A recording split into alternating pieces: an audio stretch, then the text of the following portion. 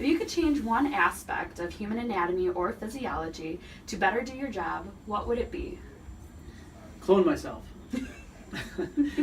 In ways of being more efficient, I suppose. That would be one aspect of it. It's an unusual question, I guess, because it can either be talking in a practical sense or in a theoretical sense, and maybe that would be one way of being in two places at one time. We could have lab and lecture at the same time, right? It could be really efficient. Maybe only have everything all at once. But I suppose that would be one way of increasing capacity or allowing myself to be more efficient. But then that's, of course, theoretical. But the aspects of, I guess, human anatomy, having the ability to do many things at once. So if I'm just myself, perhaps as Matthew was pointing out, maybe you could have an extra limb or two to be more efficient, set up more reactions. Maybe I could be working a reaction up here with this hand, running a reaction with that hand. So in a roundabout way, maybe those are potential things that could be looked at. What is your definition of vocation?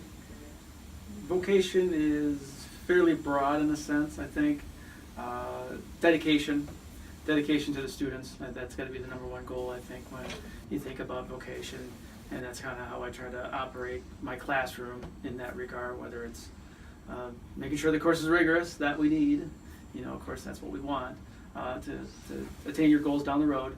But that instill a sense of that we're all in it together, that I'll work just as hard as the students do to, whether it's grading or more problem sets.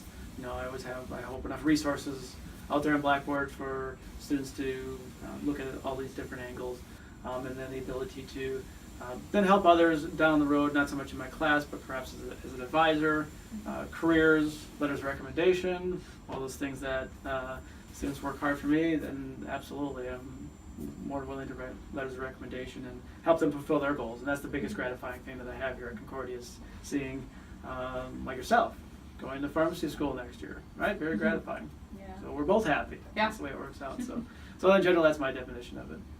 How did you discover your vocation? Was it in the career field of chemistry? I think once I got to graduate school at UW-Milwaukee and I was a teaching assistant that first couple of years, that said, well, maybe I wanted to go into industry initially to experience research at a major pharmaceutical company or wherever I was going to land up.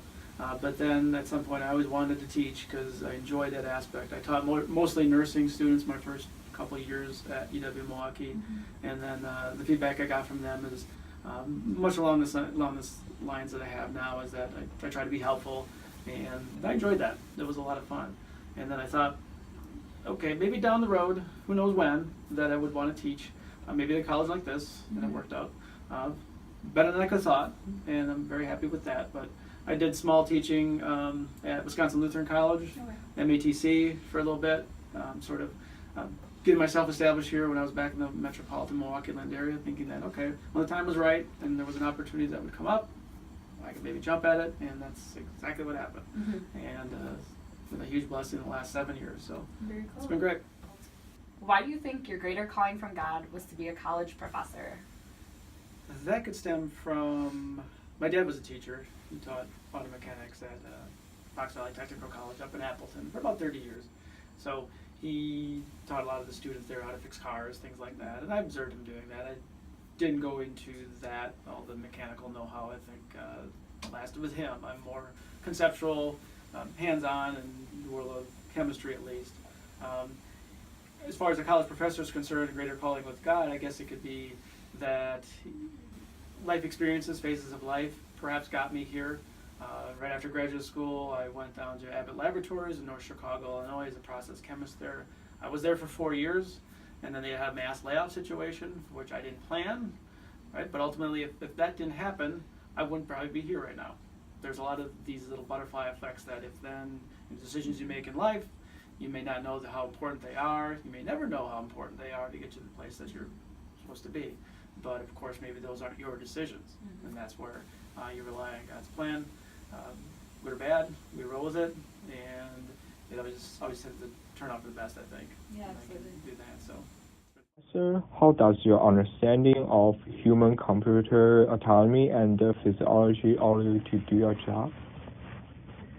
Well, if we're taking it the way I thought, by maybe the way computers are put together or their structure. I think you have to know that. Computer science used to be a fairly small field, and so you could know a lot about computer science. Now it's getting broader and there's more and more areas, so it's tough to know all the different areas, but I think having an understanding of the anatomy, the structure, the way computers are put together, even if you don't use that on like a daily basis, I think it's a good background knowledge to have in your head so that if a question comes up, you understand kind of the internal workings of the machine. And how did you discover your vocation was to be in the career field of computer science? I have a bachelor's degree. My undergrad degree is in geography. Geography? Yeah, which is kind of unusual. And just as I was graduating, they started to offer a class in computer information systems and using satellites with a computer to look at land and terrain. And so I had to take a computer class for that. And then I got interested in that, so then I went on and got other degrees in computer science. So that's what got me started. It was just, that class that I had to take, and I had to learn about computers. And then I also, it was at the time when computers were starting to be available in stores, and just to go into a store and see this nice computer, and I really wanted to get one of those for at home. So it was kind of the early startup when computers were first being in homes rather than just a business tool. Why do you think your great calling from God was to be a college professor? Well, it's kind of interesting because I didn't think I was going to be a teacher or be a professor, and I was working out in the industry doing IT work, and I sent my resume here to Concordia, and I said, I'd like to try teaching if you have any openings. And I sent it to the wrong person, and they sent it over to Dr. Locker, and he just happened to have an opening right then, so he hired me to teach a night class. And then after like a year and a half of that, they had a full-time opening, and then I applied and got that job, and then had to go get my PhD. But none of that was really planned, and so that's why I think it was God having some influence on steering me here, because my wife and kids have told me that I'm happier here than I've been on any other job. I used to come home from work angry or mad, but here I come home better. So I don't think that was my choice. I never even thought about teaching. If you could change one aspect of human anatomy or physiology to better do your job, what would it be? Clone myself. Why do you think your great calling from God was to be a college professor? Well, it's kind of interesting because I didn't think I was going to be a teacher or be a professor. Bill Nye the Science Guy.